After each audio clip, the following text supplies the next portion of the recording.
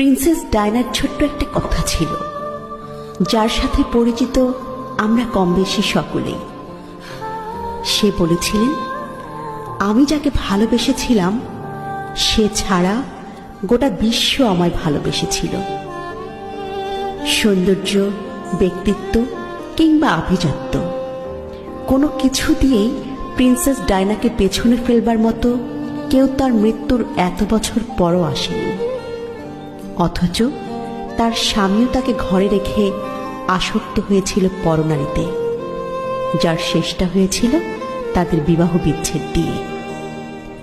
তোমরা অনেকেই বলো না, গুছিয়ে না চললে, নিজেকে সাজিয়ে না রাখলে পুরুষ হাতছাড়া হয়ে যায়।